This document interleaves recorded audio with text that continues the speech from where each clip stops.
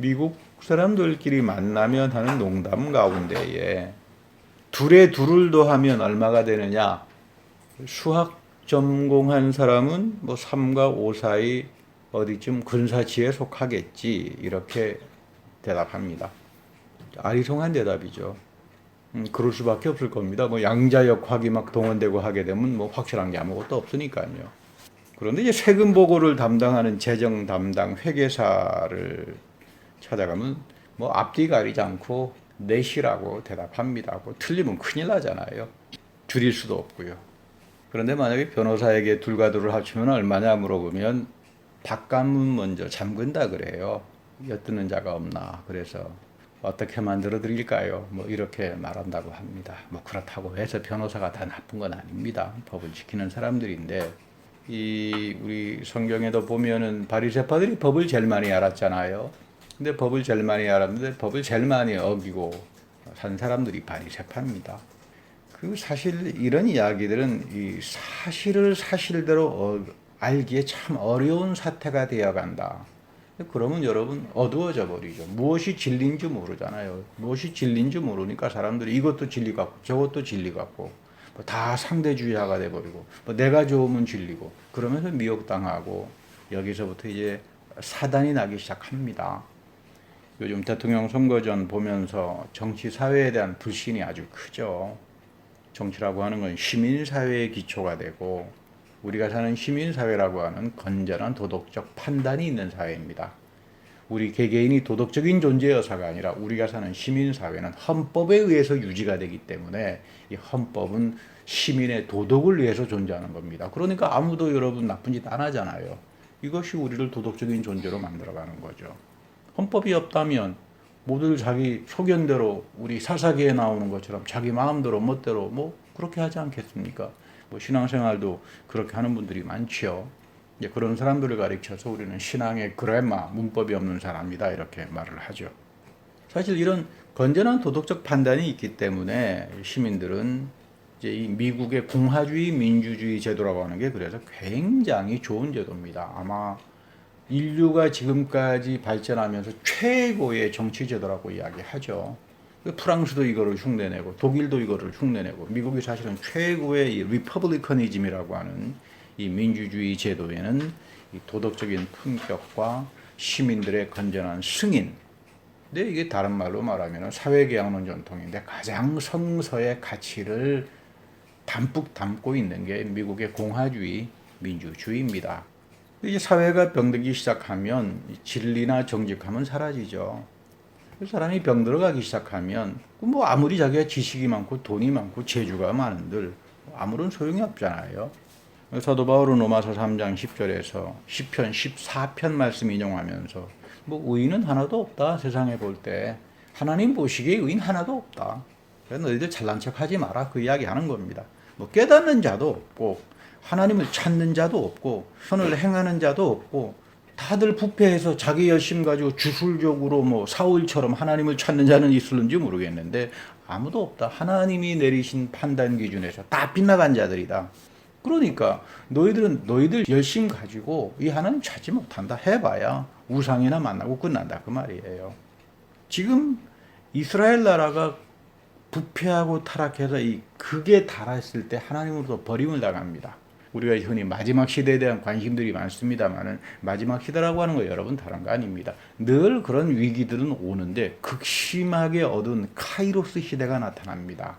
그 카이로스 시대로 들어가게 되면 두 가지가 나타나는데 그 사회는 소돔과 고모라처럼 되어버리고 두 번째는 사람들은 전부 다 거짓의 미혹을 당합니다. 이게 이제 마지막에 이제 시작들이라 그러는 거죠. 오늘 우리 예레미야 말씀도 그렇습니다. 예레미야는 끊임없이 너희들이 마지막 때 큰일 난다. 하나님의 무서운 심판이 너희들에게 임하는데 좀 정신 차려라 하고 하는 예언의 말씀을 전하는데 오히려 백성들이 화가 나서 거짓 제사장들이 워낙 그 당시 예루살렘 성전을 다 장악하고 있어가지고 감옥에다 가두어 버렸습니다. 그 예레미야 5장 1절 보면 하나님께서 말씀하라 그러잖아요. 너 예루살렘 거리에 나가서 사람을 찾아라. 그곳에서 공의를 행하는 자가 단 한 사람이라도 있으면 좀 찾아라. 진리를 구하는 자가 단 한 사람이라도 있으면 내가 이 성을 용서하겠다. 근데 용서받지 못합니다. 없어요. 내가 뭐 의롭고 내가 진리를 행하면 뭐합니까? 하나님이 나를 죄인으로 보시는데 그게 뭐가 중요하겠어요. 다 나는 잘 믿는다고 그 당시 했는데요. 다 그 주술신앙과 기복신앙에 빠져가지고 하나님께서 쓸어버리잖아요. 그래서 바벨론에 70년간 가서 죽을 고생을 하는 겁니다. 이게 바벨론 유폐죠. 우리가 잘 아는 소돔과 고모라 망한 것은 흔히 죄 때문이라고 하는데 더 정확하게 말하면 의인 10명이 없어서 망한 겁니다. 남은 자가 없었어요. 의인 10명만 있어도 하나님은 구원합니다. 우리가 이 남은 자로 살아간다는 게 예수 그리스도의 새 언약의 복음이라고 하는 것은 남은 자에 대한 선택과 예정을 말합니다. 이것을 우리가 소중하게 여기고 이 말씀에 두 마음 품지 말고 걸어갈 때 여러분들이 마지막 때에 귀하게 하나님의 손에 이끌려 아름답게 성별된 그릇으로 쓰여질 줄 믿습니다. 그 예레미야는 하나님 말씀을 전한 것 때문에 거짓 예언자들에게 공격을 당했고 근위대 뜰 안에 갇혀 있습니다. 그때 이 감옥에 갇혀 있는 예레미야에게 오늘 놀라운 말씀이 옵니다. 하나님의 음성을 듣는 거죠. 내가 나를 부르면, 여기 보면 우리 이제 보다 정확한 표현은 부른다는 표현인데 우리 한국 분들은 뭐 부르짖는다는 말을 좋아하니까 부르짖는다라고 했는데 원래 이 원년 뜻이 세약하죠. 하나님 앞에서 내 영혼을 다해서 참 간절한 부름을 할 때 내가 너에게 응답하겠다. 그런데 응답만 하는 것이 아니라 내가 크고 놀라운 비밀을 너에게 알려주겠다. 놀라운 이야기. 내가 기도를 했는데 하나님께서 내 기도를 응답만 해주신 게 아니라 내 기도를 응답하고 들어주셨을 뿐만 아니라 더 큰 하나님의 신령한 세계의 비밀을 같이 알려주는 겁니다. 그 무슨 말씀입니까? 예레미야야, 내가 지금 근위대 지하 감옥에 갇혔다고 좌절하지 마라. 내가 나를 향해 기도하고 나의 이름을 부를 때에 내가 너에게 응답하겠고. 사실 우리는 기도하면서 하나님께서 나에게 응답하기를 다 바라죠. 그런데 하나님께서 응답 없는 경우가 대부분 아닌가요? 저도 그렇습니다. 왜 하나님은 나의 기도에 응답하지 않으실까? 나는 예레미야처럼 하나님 말씀대로 산 적 없습니다. 신앙생활하면서 내 편안함만 추구했지, 내 좋은 것만 좋아했지, 하나님이 사랑하는 게 뭔지 모르고 살았습니다. 그러니까 하나님의 말씀 때문에 불편함과 어려움도 경험한 적 없습니다. 그러니 당연히 하나님께서 나의 기도에 응답하지 않겠죠. 그러니까 뭐 하나님 탓할 필요가 없습니다. 이것을 오늘날 기도의 위기라고 말합니다. 하나님께서 우리의 기도를 하라고 하신 이유는 우리와 소통하고 응답하기 위해서예요. 이 소통이 되고 응답될 때 그 응답에는 내가 알지 못하는 크고 놀라운 비밀이 알려집니다. 그래서 6절에 보면 하나님이 너의 기도를 통해서 예루살렘의 도성의 죄악을 고치시고 죄와 타락으로 사는 사람들을 치유하고 평화와 안전을 지켜주시겠다. 그런데 결국 예루살렘이 구원을 받은 것은 예레미야 한 사람 때문입니다. 그것도 언제? 70년간 자기들의 죄 때문에 주술신앙, 잘못된 기복신앙 때문에 우상숭배 때문에 바벨론에 끌려서 70년 고생한 다음에 예레미야의 기도 때문에 하나님께서 다시 회복시켜주는 겁니다. 여러분, 하나님 앞에서 내가 의로운 자 한 사람으로 살아야 되겠다. 내가 남은 자 한 사람으로 살아야 되겠다. 여러분 개개인을 통해서 크고 놀라운 비밀들이 이루어집니다. 그러려면 우리의 마음에도 철저하게 하나님 말씀에 의해서 다스려지고 하나님 말씀에 순종하고 쓸데없는 두 마음 품지 말고 내 마음밭을 깨끗하게 가지며 살아가는 그런 여러분들이 되기를 축복합니다. 오늘 누가복음 13장에 나오는 본문은 열매를 맺지 못하는 무화과 나무의 비유입니다. 어떤 사람이 포도원에다가 무화과 나무 한 그루를 심었는데 이 무화과 나무는 꽃이 외부가 아니라 과실 안에 피는 이제 나무여서 무화과 이제 열매 꽃이 없다 그렇게 이제 부릅니다만은 요즘에는 암 치료에도 효능이 있다고 알려져서 건강 음식으로도 각광을 많이 받습니다. 그런데 주인이 3년간 찾아와서 봤지만 이 무화과 나무가 전혀 열매를 맺지 못해요. 삐뚤어졌어요. 아주 잘못됐어요. 그러니까 이거 있어봐야 땅만 버리지 않느냐. 그러니까 빼내버려라. 빼내버려서 다른 열매를 심는 게 훨씬 유리하지 않느냐 하고 명령을 합니다. 우리는 이 주인이 내린 하나님의 명령에 참 너무 가혹하지 않느냐 이렇게 말할 수 없습니다. 무화과 나무가 3년간 열매를 맺지 못하면 다른 작물을 심어야 땅이 손해를 보지 않잖아요. 대단히 합리적이고 정확한 판단입니다. 그런데 놀라운 것은 포도원지기의 답변이죠. 주인님, 올해 한 해만 더 기다려 주시죠. 제가 둘레도 더 많이 파고 거름도 듬뿍 주어서 혹시 이 나무가 상하지 않았나, 삐뚤어져서 잘못 영양 공급을 받고 있지는 않나, 그런 것들을 잘해서 좋은 영양 공급을 받아서 열매를 맺도록 하겠습니다. 그래도 안 되면 내년에 가서 열매 맺지 못하면 그때는 빼내서 던져버려도 되지 않겠습니까? 지금 예수님께서 왜 이런 이상한 비유의 말씀을 하고 계시죠? 마지막이 오기 시작하면 이스라엘 백성의 뭐가 사라지나 하면 회개가 사라집니다. 양심의 화인을 맞기 시작합니다. 화인을 맞아버렸기 때문에 내가 잘못을 했는지 뭐 아픔을 가지고 있는지 전혀 알 수가 없죠. 이 사람에게 지각 증상이 사라져버려요. 여러분, 아프면 아프다고 느끼는 것이 사람의 정상적인 감각 아닌가요? 예수님 말씀 가운데 건강한 자에게는 의원이 필요 없다. 병든 자에게 필요하지. 그런데 병든 자가 내가 소경인 줄 알면서 난 소경 아니야. 난 병들지 않았어. 뭐 이런 사람에게 하나님의 복음이, 하나님의 말씀이 무슨 소용이 있겠습니까? 바리새파들 멀쩡하게 눈 떠 있지만 완전히 하나님 앞에서 자각 증세를 상실해 버린 사람들이죠. 우리가 병을 고치려면 정직해야 합니다. 내가 어떤 큰 중병을 알았을 때 가짜 정보나 어디 돌팔이 정보 갖다 놓고 그거를 신뢰하지는 않을 겁니다. 전문가의 정보를 듣고 자기 목숨을 건지려고 하지, 유튜브에나 돌아다니는 이상한 지식 가지고는 그렇게 말하지는 않을 거라고요. 그랬다가는 아주 혼벼락이 나겠죠. 그리고는 아마 의사들도 뭐 이모저모 계속 시험할 겁니다. 뭐 이 사람이 가짜인가 아닌가. 왜? 자기 생명이 그만큼 아까우니까. 그만큼 진실하다라고 하는 거죠. 그러면서 최고의 전문가의 지식을 가지고 찾으려고 할 겁니다. 그런데 예수님 당시에는 이 돌팔이 바리새파들이 지배하던 시대입니다. 그러니까 완전히 엉터리 같은 말씀을 가지고 지배하는데, 예수님이 이 사람들의 별명을 너희들은 위선자다. 위선자는 이런 겁니다.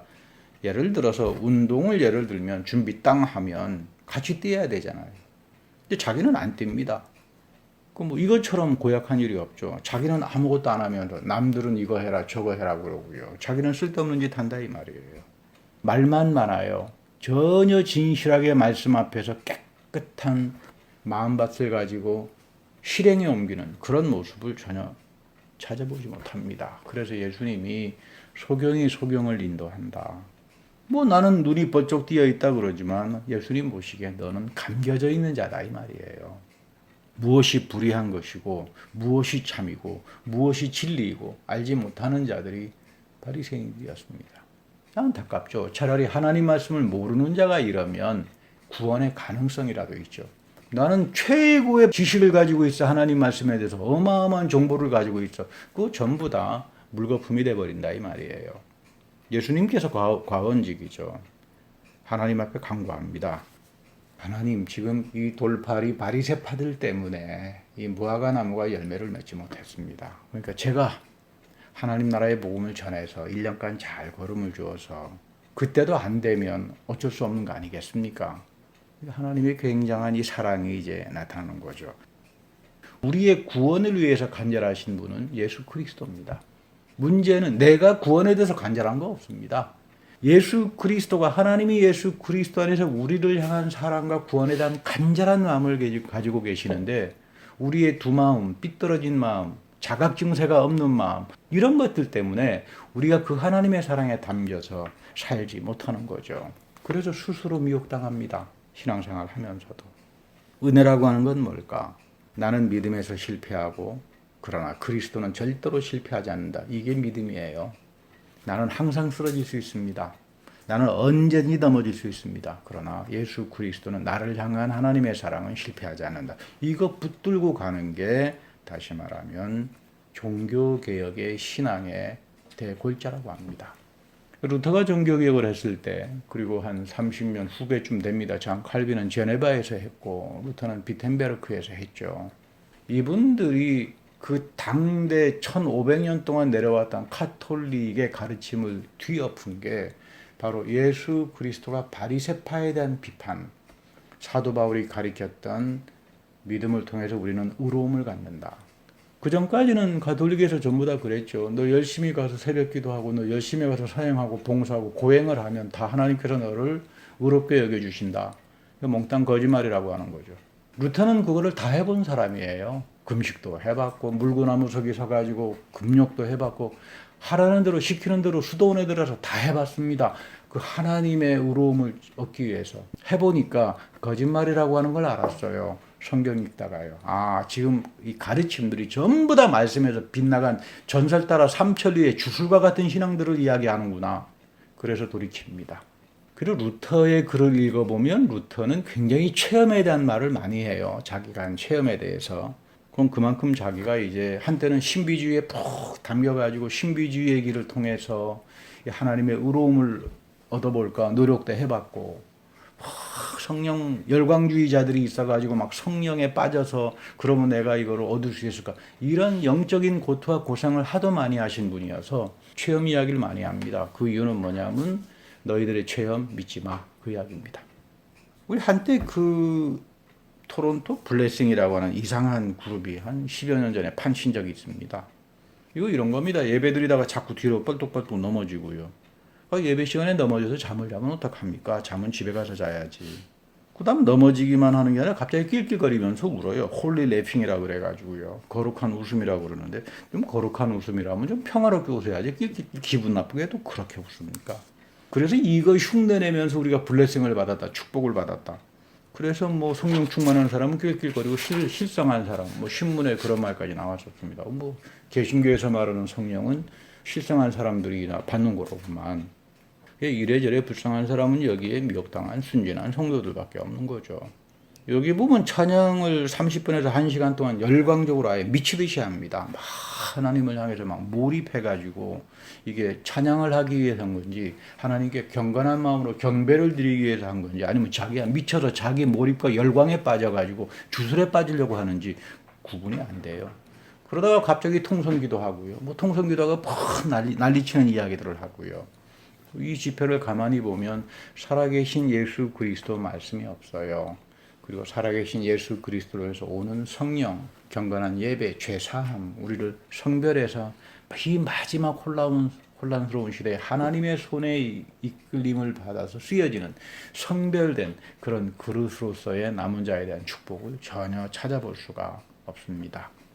사탄이 특별히 예수 믿는 사람들 죄짓게 만들 때 몇 가지 유혹의 방법이 있어요. 첫째는 다윗 가지고 이제 시험합니다. 다윗왕 봐라. 저렇게 범죄 많이 했지만 회개하니까 훌륭한 왕이 되지 않았느냐. 그러니까 죄 많이 짓다가 어느 한순간 회개하면 되는 거야. 그래서 열심히 죄 짓고 살아가게 합니다. 죄 지으면서 다윗을 봐라. 다윗은 나보다 더 많은 죄를 지었다. 뭐 그러면서 음행하는, 교회 다니면서 음행하는 사람들 많다 그래요. 앙케이트 조사해 보니까. 그런가 하면 모세의 이미지가 있어요. 모세는 위대한 사람이지만 혈기가 왕성했다. 사람을 쳐 죽이기도 하고, 뭐 십계명을 깨뜨리기도 하고, 뭐 그거에 비하면, 그리고 사람들 앞에서 반석을 땅땅 내려치기도 하는, 뭐 그러면 나 정도의 혈기는 뭐 당연한 거 아니냐. 내가 혈기 좀 부렸기로서니, 목사님 사람 자기 성질 가지고 믿음 생활하는 거죠. 그렇게 해서 이제 버림받는 사람들이 있어요. 그런가 하면 베드로의 이미지 가지고 유혹합니다. 그 베드로 보아라. 예수님께서 피땀 흘리는 겟세마네 동산에서 기도할 때 잠만 잤지 않느냐. 그 예수님도 3번 모른다고 했다. 그러니까 잠 푹 자라. 나중에 성령 잘 받으면 그때부터 일해라. 오순절날부터. 뭐 이런 사람들도 있고요. 그러다가 영원히 잠잡니다. 그리고 마지막으로 마귀가 유혹하는 이미지는 바울의 이미지가 있다 그래요. 그 사도 바울을 잘 보아라. 믿음으로 구원을 얻는다고 말하지 않았느냐. 행위는 아무런 상관이 없다. 성전 뜰만 밟아도 구원은 다 얻어놓은 거다. 그래서 영원히 지옥으로 갑니다. 여러분, 사실 이런 마음들이 찾아오기 시작하면 참 어렵습니다. 우리가 끊임없이 하나님 말씀을 통해서 사자와 같은 하나님의 음성을 들어야 되는 이유는 내 삶을 말씀 앞에 비춰서 객관적인 거울처럼 나를 반성하지 않으면 나에게 자각 증세가 떠나버리기 시작하고 내 마음에는 계시와 지혜의 영인 성령이 더 이상 역사하지 않게 되는데, 뭐 이렇게 되면 이가보 천상에 나타나는 거죠. 이런 길로 가지 말아야 합니다. 히브리서 3장 13절에는 우리에게 권면하는 말씀이 있습니다. 죄의 유혹으로 인해서 강팍해지지 마라. 죄가 여러분들 속에 들어오게 되면 여러분들 마음 강팍해집니다. 절대로 남의 말 믿지 않습니다. 욕심이 잉태하면 죄를 낳고 죄가 장성하면 사망을 낳는데 죄가 들어오면 여러분들의 마음밭을 완악하게 만듭니다. 그렇기 때문에 이것이 결국은 나를 사망의 길로 가져가게 한다 그 말이에요. 그래서 욕심에 대한 유혹으로 인하여 너의 마음을 바로처럼 완악하게 갖지 마라. 이 사람이 왜 완악해집니까? 간단합니다. 신앙생활 하면서 자기 생각, 자기 중심에 집착을 하니까 완악해지는 거죠. 마음이 굳어져 버립니다. 예를 들어서 아브라함의 경우를 봅시다. 아브라함이 집착했던 게 뭡니까? 아들 문제였잖아요. 이 한 가지 문제에 집착하니까 다른 일 아무것도 풀리지 않죠. 밥맛도 없을 거고 집 밖으로 나가기도 싫었을 거고 어쩌면 우울증에 빠졌는지도 모릅니다. 성경에는 없지만. 그런데 하나님께서 이 아브라함을 불러서 이 하늘을 보게 합니다. 아브라함아 집착하지 마라. 하늘의 별을 보아라. 너가 문제라고 생각하는 그 속에 해결이 있지 않다. 하나님이 우리에게 오시면 내가 생각하는 집착에서부터 해방시킵니다. 이게 자유죠. 성령이 있는 곳에 자유가 있다 그러잖아요. 진정으로 기도하는 사람들은 이 자유를 체험합니다. 내 집착에서부터 벗어납니다. 이게 진정한 체험이죠. 여러분 기도하면서 항상 간구하세요. 하나님 내 기도 속에 내 중심의 집착에 빠져서 주술적인 기도를 하는 것이 아니라 하나님이 아브라함을 하늘의 별을 보여주면서 약속을 주셨던 그 놀라운 자유에 대한 체험을 나의 기도 속에서도 그 능력을 체험하면서 살게 해주십시오. 이런 사람들에게 기도의 응답 그리고 하나님의 놀라운 엄청난 일들이 이어져 가는 겁니다. 신앙생활이라고 하는 것은 나의 집착에서부터 하나님이 자유롭게 합니다. 그래서 나를 변화시킵니다. 나에게 못된 잘못된 생각들이 있다면 다 하나님께서 뜯어 고치십니다. 그래서 하나님 보시기에 선별된 것으로 마음의 합한 자로 만들어서 여러분들을 통해서 이 마지막 때에 그 누구도 생각하지 못하는 놀랍고 크고 신비한 일들을 만들어 갑니다. 이스라엘 백성들은 솔로몬 성전에 대한 굉장한 집착이 있었습니다. 하나님께 영광을 돌리려고 성전을 지어 바쳤다. 성전을 보면서 우리가 굉장한 일을 했구나. 그런 집착과 자부심, 교만이 굉장히 있었죠. 그래서 죄가 찾아오는 겁니다. 그래서 여러분 믿음 좋은 사람들 여기에 가지 말아야 돼요. 기도할 때 하나님 나 없이는 일 못 하시죠. 이렇게 기도하는 분도 있더라고요. 내가 죽으면 하나님만 손해야 이렇게 하시는 분도 있고요. 이 정도의 놀라운 교만의 수준에 도달하지 않기를 축복합니다. 우리도 솔로몬 성전처럼 화려한 교회를 세워서 하나님께 영광 돌리자. 그 하나님이 우상 숭배와 세속주의로 가득 찬 솔로몬 성전을 심판해 버리는데 왜 자꾸 글로 가려고 그러죠? 에스겔 성전은 예수 그리스도를 통해서 광야의 교회로 왔는데 왜 쓸데없는 데로 자꾸 쳐다봅니까? 심판당해 버린 데를. 예수님도 그렇잖아요. 이런 교회가 결국은 비즈니스화가 되고 예수님 당시에 교회를 제사장들이 다 장악해가지고 장사 환전상이나 장사하는 쪽으로 만들어 놓으니까 예수님께서 이 성전을 심판해 버리잖아요. 3일 만에 내가 다시 짓는다. 오늘 우리가 교회들이 무너지는 시간들, 이 바이러스를 통해서 놀라운 문명의 대전환의 역사가 시작되는 이 순간에 항상 우리가 하나님 말씀 앞에서 내 신앙은 어떤가? 내가 집착하는 것들은 어떤 것인가? 하나님이 이 시간 내 집착에서부터 잘못된 미혹에서부터 잘못된 교만에서부터 저를 자유롭게 해주십시오. 성령을 통해서 나를 하나님의 음성을 듣는 귀한 성별된 것으로 삼아주십시오. 이런 간절한 마음을 가지고 살아가기 바랍니다. 히브리서는 오늘이라고 하는 시간이 카이로스죠. 오늘이다, 카이로스다. 하나님이 결정적으로 역사하는 시간은 바로 지금 여기서 오늘이다 이 말을 하는 겁니다. 내일도 아닙니다. 모레도 아닙니다. 바로 이곳이다. 바로 하나님께서 말씀하시는 그 음성의 현장에서 너는 영적 각성이 일어나야 되고 여기서부터 너를 성찰하면서 하나님 앞에 바로 서라. 우리가 처음 그리스도를 믿을 때 가졌던 확신이 있습니다. 세례를 받으면서 나는 영적인 죽은 사람이다. 그런데 나는 과연 세례라고 하는 귀하고도 아름다운 성례를 받았는데 나는 내 삶 속에서 매일매일 죽는가? 전혀 그런 모습 찾아보기 어렵다. 그저 내 편한 대로 내가 좋은 대로 이러면서 남에게는 끊임없이 해로움을 주고 하는 이런 문제로 내가 살고 있는 건 아닌가? 여러분 나를 돌이켜봐야죠. 내가 처음 믿었을 때 얻었던 그 은혜를, 그 죄사함의 은혜를 내가 매일매일의 죽는 삶을 통해서 이어지게 해주십시오. 하나님이 나를 그토록 사랑하신다. 그런데 나는 이 하나님의 사랑에 푹 담겨져서 살지를 못한다. 그래서 15절에서 이런 말씀합니다. 오늘 너희가 하나님의 음성을 듣거든 반역하던 때와 같이. 광야에서 반역했잖아요. 반역하지 마라. 반역하게 되면 너희들 마음에 완고하게 되고 결국 너희들은 버림을 받는다. 예배를 통해서, 기도하는 시간을 통해서, 말씀 읽는 시간을 통해서 하나님이 끊임없이 우리에게 음성을 주시기 원합니다. 그리고 여러분들은 이 하나님 말씀 읽으면서 받는 은혜의 말씀을 붙들고 기도하시는 아주 복된 분이라고 저는 믿습니다. 그 말씀을 붙들고 기도할 때 하나님께서 놀랍고도 신비한 비밀스러운 일들을 여러분들의 삶 속에서 열어주실 겁니다. 이러려면 완고해지지 말아야 돼요. 출애굽의 광야의 사건을 보면 이 사람들 변덕이 죽을 듯이 끓었던 사람들이잖아요. 자기 잘못 인정 안 합니다. 항상 거짓말입니다. 자기가 좋으면 전부입니다. 이런 사람들 속에서 하나님의 넘치는 은혜와 기적이 동행하지만 조금 시간이 지나면 언제 그랬느냐. 자기 멋대로 사는 사람들이죠. 이런 사람을 가리켜서 완악한 자라 그러는 거죠. 마음밭이 아주 안 좋은 사람들이에요. 그러다가 좀 하나님 어려운 일 당하면 하나님 원망이 나하고 씩씩거리고 이렇게 해서 인생이 되지 않습니다. 이것은 또한 우리의 이야기예요. 신앙생활이라고 하는 것은 항상 하나님 앞에서 날마다 내가 죽는다. 그게 세례의 의미잖아요. 그게 성령 세례를 받은 사람들이잖아요. 나는 날마다 죽으면서 내 마음을 살처럼 부드럽게 만들어가는 성령의 역사의 인도를 받고 이런 사람들의 마음밭을 통하여 예레미야에게 주셨던 그 놀랍고 위대한 그 기도의 응답과 하나님의 축복이 여러분들에게도 또 우리 교회에도 항상 이어질 줄을 믿습니다. 열매 맺지 못하는 무화과 나무처럼 살지 마세요. 3년 동안 있으면 뭐합니까? 아무런 열매를 맺지 못하는데 잘못된 바리새파주의적인 세속주의, 세상적인 걸로 가득 차 있는 사람들이 무슨 무화과 나무가 된들 거기서 열매를 맺겠습니까? 예레미야가 말합니다. 나는 내게 부르짖으라 내가 응답하겠다. 여러분이 하나님 앞에 나와 기도할 때, 말씀을 붙들고 기도할 때 하나님은 여러분들에게 응답하십니다.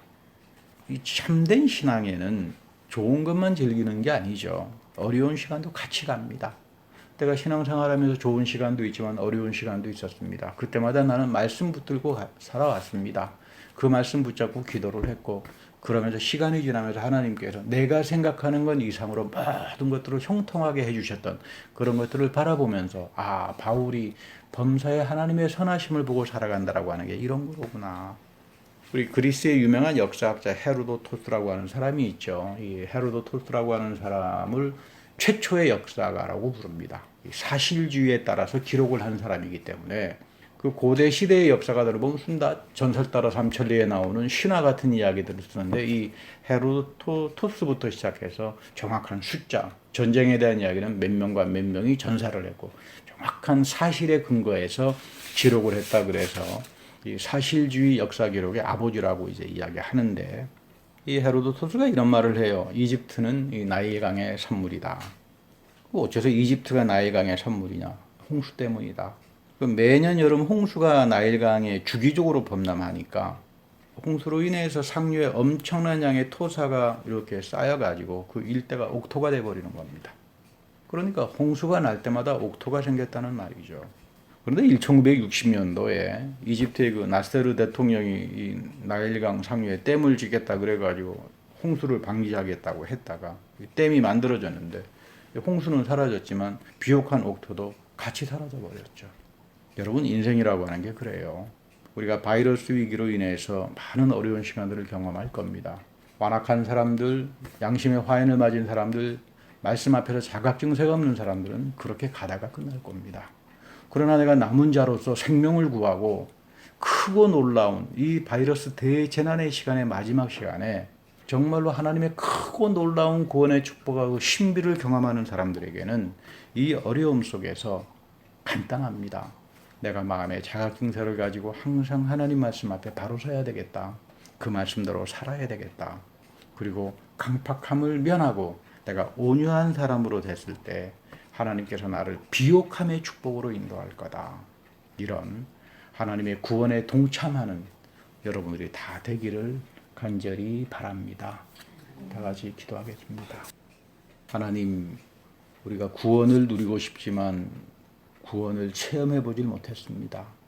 이 바이러스 시대에 하나님이 베풀어 주시는 이 신령하고 크고 놀라운 비밀의 구원을 우리 모두가 체험하고 모두가 집착하고 문명들이 부서져 나가고 앞으로 장차 이 일이 어떻게 될지 모르는 거대한 대재앙의 시간 속에 우리에게 하나님의 신령한 세계를 바라보며 기뻐할 줄 아는 깨끗한 믿음들을 허락하여 주시고 내 마음이 항상 주님 앞에서 내 마음을 살처럼 부드럽게 가져 성령을 사모하며 하나님이 베풀어 주시는 자유함과 하나님이 이루어 나가시는 그 놀라운 권세와 축복들을 바라보며 범사의 하나님의 선하심 속에 거하는 우리 모두가 다 되게 하여 주옵소서.